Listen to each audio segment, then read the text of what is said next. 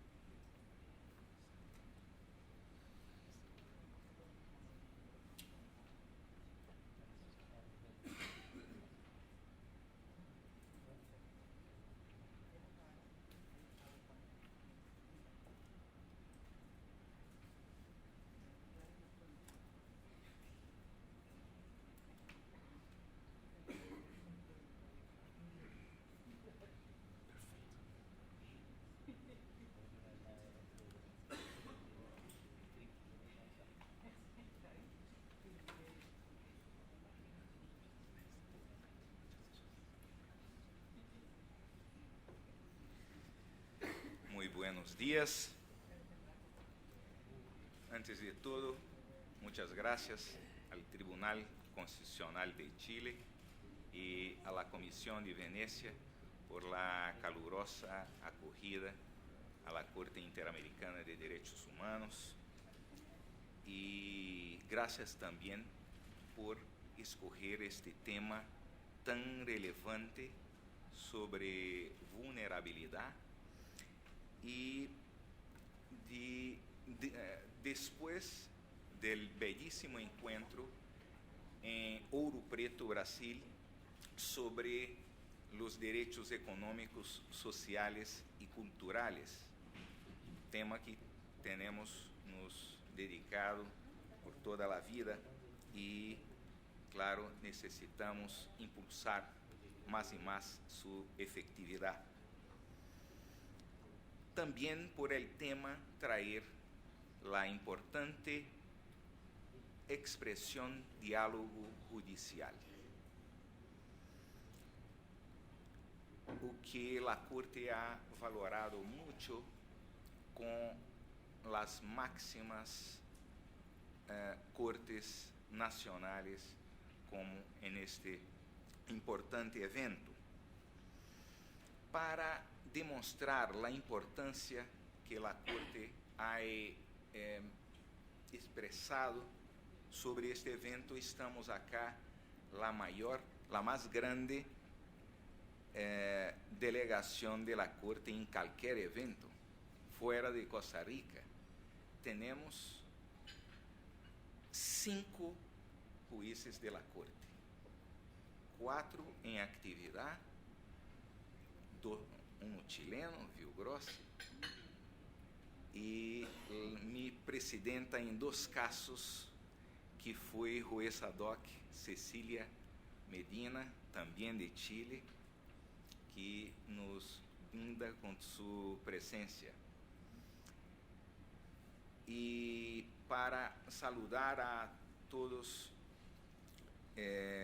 los tribunales nacionales, me gustaría de referir al presidente del Supremo Tribunal Federal de Brasil, Ricardo Lewandowski, ministro Ricardo Lewandowski, que acaba de cumplir hace 2 meses su primer año de mandato con una marcante agenda en prol de los derechos humanos que debo reconocer de público, presidente.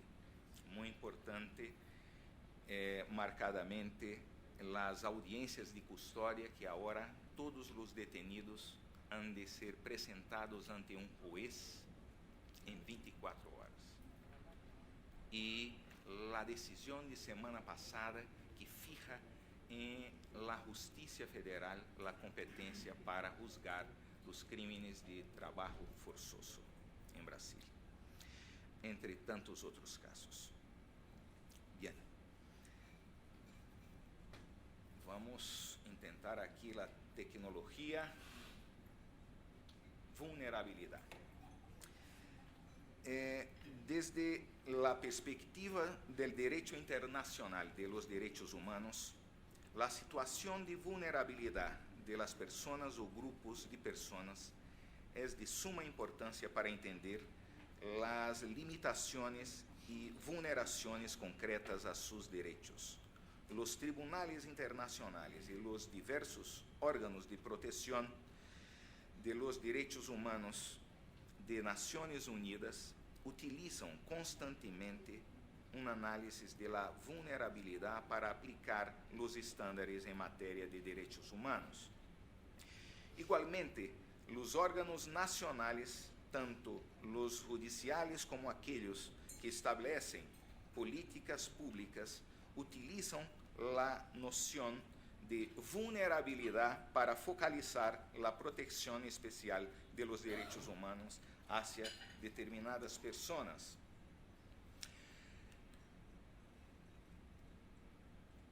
Para construir uma definição de vulnerabilidade em el direito internacional, podemos acudir ao sentido ordinário, el qual se refere principalmente à possibilidade de risco aumentado. Seguindo esta lógica e traspassándola al direito internacional de los derechos humanos, las personas ou grupos em situação de vulnerabilidade são aqueles que se encontram em risco de sofrer uma vulneração a seus direitos humanos. Já se falou acá de las 100 reglas de Brasília sobre o acesso à justiça, e por isso vou passar um pouco adelante.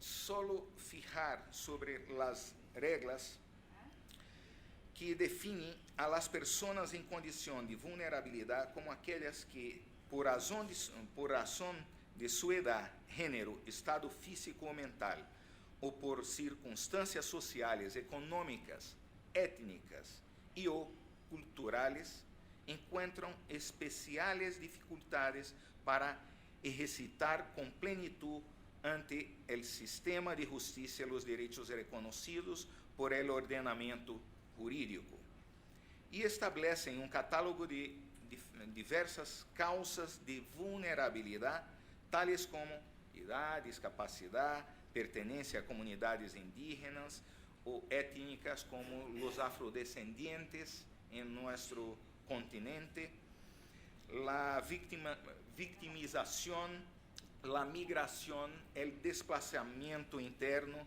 a pobreza, o gênero e a privação de liberdade. Como se pode ver, as várias destas causas coincidem com os motivos por los quais a Convenção Americana, em seu artículo 1.1 e também em el 24, proíbe a discriminação. Sin embargo, a Convenção não menciona de maneira expressa o conceito de vulnerabilidade. Salta a la vista que o tema está intrinsecamente ligado com o direito à não discriminação, por supuesto, aunque não sejam conceitos equivalentes. El particular, debido a que si bien no existe en los instrumentos de derechos humanos una codificación expresa sobre la cuestión de la no discriminación, los órganos de protección de los derechos humanos y la Corte Interamericana de Derechos Humanos han utilizado las cláusulas de no discriminación para proteger los derechos de los grupos en situación de vulnerabilidad. através de sua vasta jurisprudência, e temos listado que, al final, vamos deixar acá para todos, o listado de casos que a Corte já ha estabelecido a condição vulnerabilidade como importante para se chegar à sentença final. São mais de 30 casos que a Corte ha juzgado. Então, através de sua vasta jurisprudência, a Corte se ha reconhecido em seus pronunciamentos que algumas pessoas ou grupos de pessoas, como por exemplo, mulheres, grupos de etnias tradicionais, afrodescendentes, em cada caso em particular, o tribunal ha realizado seu próprio análise da situação concreta de cada pessoa ou grupo de pessoas, sem utilizar fórmulas ou critérios fijos.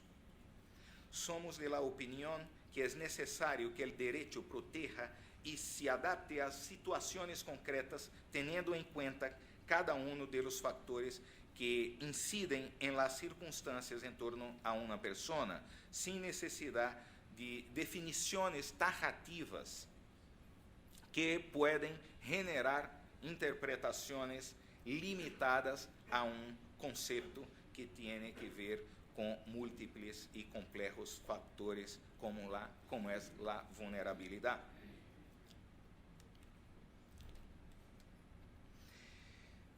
Utilizando de alguma maneira estas considerações, o tribunal ha abordado o conceito de vulnerabilidade alrededor de 4 premissas.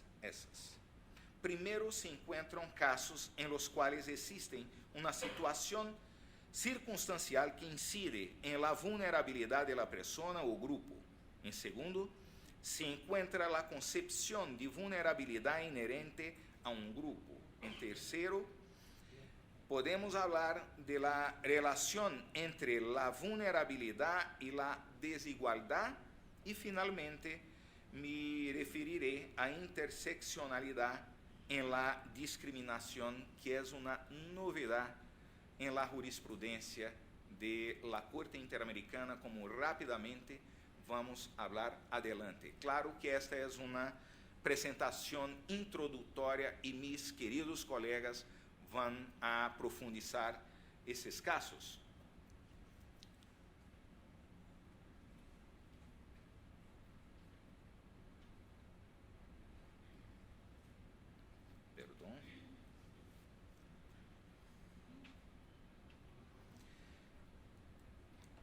Em primeiro lugar, se encontra a noção de vulnerabilidade como parte de uma situação em la qual uma pessoa, grupo de pessoas ou seus membros estão expostos a maior grado de risco a sofrer violações de seus direitos humanos. O risco não está definido como elemento identitário do grupo, sino, mais bem, a fatores que favorecem e fomentam risco em contra de eles.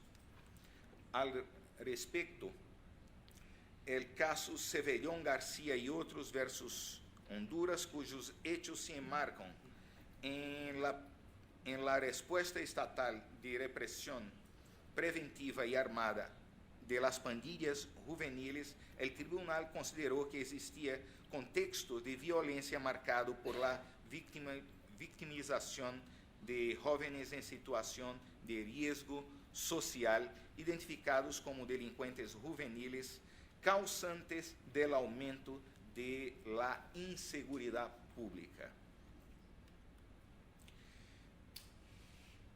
Por outro lado, a situação de vulnerabilidade também pode ser generada por algumas situações específicas, tales como a apatria, a carência de uma personalidade jurídica ou incluso o fenômeno de las desaparições forzosas. Por exemplo, em los casos de las niñas Jan y Bosico versus República Dominicana, a Corte indicou que a apatria tiene como consecuencia imposibilitar el goce de los derechos civiles y políticos de una persona y ocasionarle una condición de extrema vulnerabilidad. Igualmente, en el caso Ansualdo Castro versus Perú, la Corte reiteró que la desaparición forzada mediante la cual se somete la víctima a una situación agravada de vulnerabilidad, surge el riesgo de que se violen diversos derechos, especialmente cuando existe un patrón sistemático de violaciones. La situación de vulnerabilidad también puede surgir en otros escenarios, como las características propias del entorno en las cuales las personas se encuentran. Por ejemplo, en caso de personas privadas de libertad, hay varios casos jurisprudenciales al respecto. Vamos también citar algunos y luego pasar a la vulnerabilidad inherente a un grupo. Volviendo un poco, hay que también traer un caso especial de Brasil, caso Ximénez López. En este caso, la Corte, respecto de personas con discapacidad mental, la Corte consideró que las personas que padecen de discapacidad mental son particularmente vulnerables a cualquier tratamiento de salud y dicha vulnerabilidad se ve incrementada cuando las personas con discapacidad ingresan a instituciones de tratamiento psiquiátrico. Adicionalmente, la Corte ha también considerado en algunos casos periodistas como grupos vulnerables. La vulnerabilidad inherente a un grupo. La vulnerabilidad, en este caso, traemos un ejemplo de Vargas Arreco versus Paraguay, que tiene que ver con un niño de 15 años, recluta del servicio militar de las Fuerzas Armadas Paraguayas. Al tratar de fugarse, un suboficial le disparó por la espalda, ocasionándole la muerte. En este caso, la Corte fue tajante en establecer el caso de especial vulnerabilidad del niño.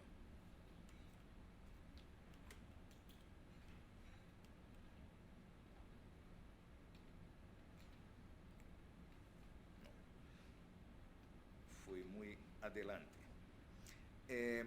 Tengo aún que referirme a la desigualdad y su relación con la vulnerabilidad, que es el tercer punto. Volviendo. La situación de vulnerabilidad estaría ligada tanto al contexto en el que se ubica el grupo en la sociedad como a las características inherentes al dicho grupo. En tales casos estarían, entre otros, las mujeres en determinados contextos, las niñas o niños, los miembros de comunidades indígenas o étnicas. Por ejemplo, el caso de las niñas Jan Bosico versus República Dominicana. Tenemos otro caso particular, Espinosa González versus Perú, cuestión de violencia sexual de detenida por investigación de grupos políticos guerrilleros. La vulnerabilidad también puede derivar de discriminación estructural con raíces históricas, culturales y sociales, reforzadas por una situación de exclusión relacionadas a la ausencia de empoderamiento de grupos determinados. En el caso Yatama versus Nicaragua, que trata de la situación de violación de derechos de los candidatos propuestos de partido político indígena, el tribunal consideró que los integrantes de comunidades indígenas y étnicas enfrentan serias dificultades que los mantienen en una situación de vulnerabilidad y marginalidad, de especial riesgo de violación de sus derechos a la igualdad ante la ley y sus derechos políticos. También es un interesante caso en el cual la Corte reconoce el derecho económico, social y cultural sin declararlo específicamente como tal. Fue analizada la situación de vulnerabilidad en la que se encontraban los miembros de la comunidad indígena en el caso Chacmocasec versus Paraguay, en el cual la Corte estableció, me permitan leer esta parte, la situación de extrema y especial vulnerabilidad de los miembros de la comunidad se debe, inter alia, a la falta de recursos adecuados y efectivos que en los hechos proteja los derechos de los indígenas y no solo de manera formal. La débil presencia de instituciones estatales obligadas a prestar servicios y bienes a los miembros de la comunidad, en especial alimentación, agua, salud y educación, todos derechos sociales. Y a la prevalencia de una visión de la propiedad que otorga mayor protección a los propietarios privados por sobre los reclamos territoriales indígenas, desconociéndose con ello su identidad cultural y amenazando su subsistencia física. Bueno, la interseccionalidad, y este es el último punto. En ese caso, Gómez Luis versus Ecuador tiene que ver con las limitaciones en el acceso a la educación de una niña como consecuencia de tener VIH, que adquirió en una transfusión de sangre en la Cruz Roja a los 15 días de edad. Y tuvo dificultad de encontrar, a la de tener VIH, de ser mujer, de tener una discapacidad y vivir en condición de pobreza, incluso porque su madre fue despedida de su empleo por el estigma que le representaba tener una hija con VIH, y tuvo dificultad de encontrar otro trabajo fijo y con salario regular. Entonces, este es un caso muy importante recién de este año, que la Corte ha establecido la noción que ya hay en la doctrina de la interseccionalidad, o sea, que la discriminación en varios matices o multinivel no solamente se suma, pero cuando se intersecciona, como que se produce una multiplicación en la debilidad y en la vulnerabilidad. Entonces, en conclusión, el estudio de la jurisprudencia actual puede auxiliar en la construcción de la definición de vulnerabilidad en el derecho internacional de los derechos humanos, fomentando su desarrollo teórico de una adecuada definición y tipología. Como se observó, existen múltiples características, factores o causas que pueden situar a una persona en una situación de vulnerabilidad. A la de los tradicionales, es muy importante percibir que ahora se construye una vulnerabilidad direccionada a los derechos sociales específicamente, como vimos, pobreza, desnutrición, enfermedad, desempleo, desplazamiento, que es habitación, entre otros. No obstante, la aproximación que ha tenido la Corte Interamericana al tema ha permitido crear una adecuada noción de distintas situaciones en las cuales debe existir una especial protección por parte del Estado para diversas personas o grupos de personas. Muchas gracias por su calificada atención.